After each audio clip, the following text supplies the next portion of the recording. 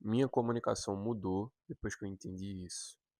Se eu pudesse te dizer em poucas palavras o que é fundamental e indispensável para você elevar o nível da sua comunicação, chama-se aprender a fazer as pessoas visualizarem. Existem vários canais e várias formas de fazer isso, mas nesse vídeo eu quero focar em um específico, que é a capacidade de se tornar concreto coisas que são abstratas. Imagine que eu estou dando uma explicação sobre a importância de se comunicar e eu digo da seguinte forma: se você é uma pessoa que fala muito rebuscado, se comunicar de uma forma simples é importante. E eu só falo isso. Agora imagina que ao invés disso, eu falo da seguinte forma: se você que está me escutando é uma pessoa que fala muito rebuscado, preste atenção. Falar rebuscado com público leigo é tipo falar numa ilha deserta, em que só tem você. Você fala, fala, fala, mas ninguém te escuta. Ninguém tá ali com você de verdade. Aqui, a pessoa que está do outro lado, ela, opa, entendi. A mensagem que eu estou transmitindo não chega para o outro. Através da analogia que eu utilizei, da metáfora que eu utilizei da ilha, eu tornei mais visual. Você quer tornar sua comunicação concreta e visual? Uma possibilidade é usar analogias. E no começo, é difícil formular analogias sem que elas soem estranhas, sem que elas soem esquisitas. Só que aos poucos, você vai perceber que você vai conseguir fazer isso com muito mais facilidade, na medida em que você consegue treinar esse tipo de formulação. Ah, Rodolfo, eu sou criador de conteúdo, eu sou estudante, eu sou. Não importa o que você é. Comunicação é tudo. E comunicação é fundamental para qualquer pessoa. E uma boa comunicação necessariamente passa por fazer as pessoas visualizarem. Quando eu tô aqui com você e eu uso gestos, eu uso os meus braços, né? Eu uso as mãos para me movimentar. Esse aqui é mais um outro canal.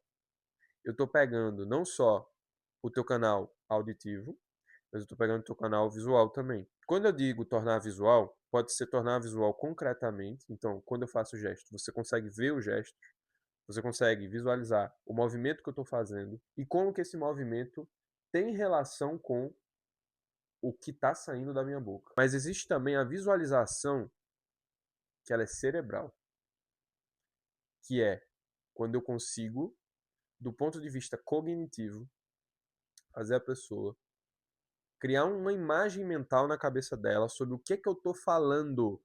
Aqui acabou, velho.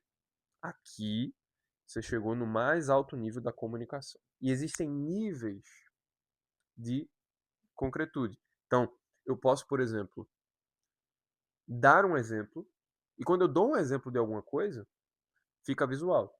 Fica mais visual do que só explicar um conceito. Quando eu dou um exemplo e falo de uma história, tá mais visual ainda. E quando eu dou um exemplo, falo de uma história e enceno, então eu literalmente atuo. Imagina que eu estou contando uma história de dois personagens, duas pessoas, uma história que aconteceu comigo, por exemplo. E aí eu falo os diálogos do que aconteceu na história. E aí eu chego e começo a encenar. Falar para você os meus pensamentos, ou eu começo a falar para você os diálogos que eu tive com as pessoas que estavam nesse lugar.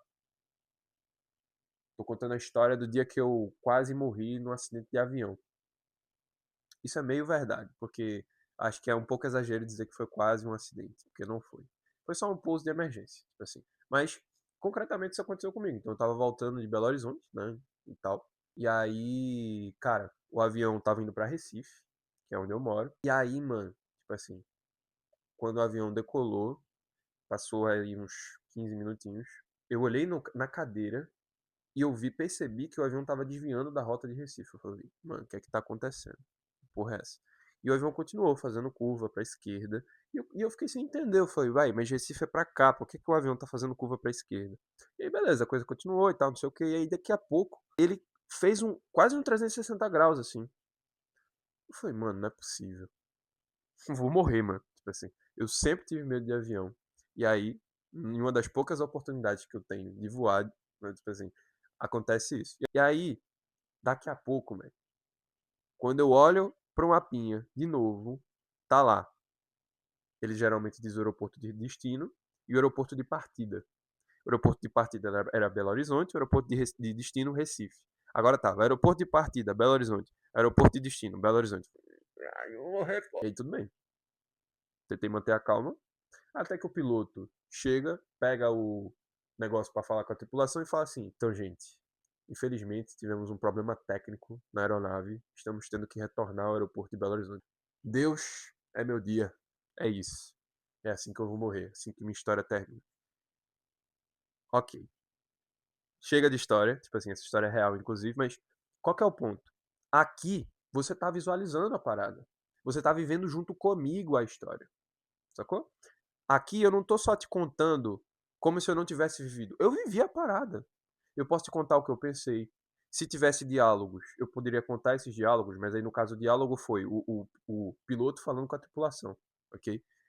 Isso aqui é storytelling aplicado. Isso aqui é storytelling aplicado.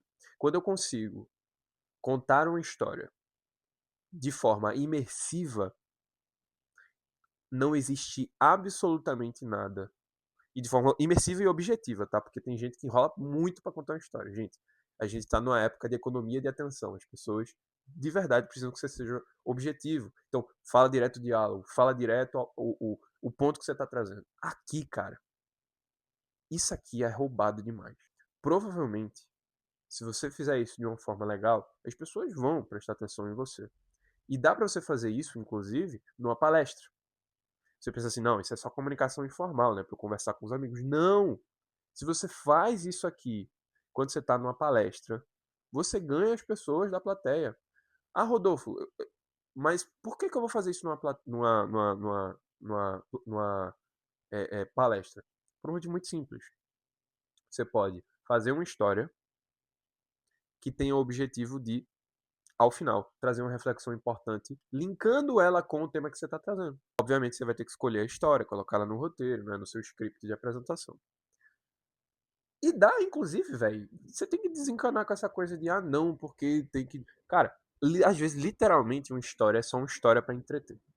Porque toda boa comunicação envolve necessariamente entreter as pessoas. Se você não entretém e você só ensina, fica chato. Ninguém vai querer acompanhar você até o final. Você tem que saber entreter. Se você quiser um acompanhamento individualizado, voltado para as suas necessidades, e treinar comunicação na prática, inclusive, e treinar isso, né? Isso é uma das coisas que a gente treina, que é o quanto você consegue fazer as pessoas visualizarem as coisas que você está expressando. Se você tem interesse, comenta aqui eu quero nos comentários que eu vou entrar em contato com você e a gente vai dar início a esse processo. No mais, se você quer continuar acompanhando o conteúdo e ter acesso a conteúdo sobre comunicação oratória e prática deliberada, segue esse canal Comunica Oficial. A gente vai estar postando conteúdo aqui com alguma frequência. Show? Um abraço e se cuida. Tchau.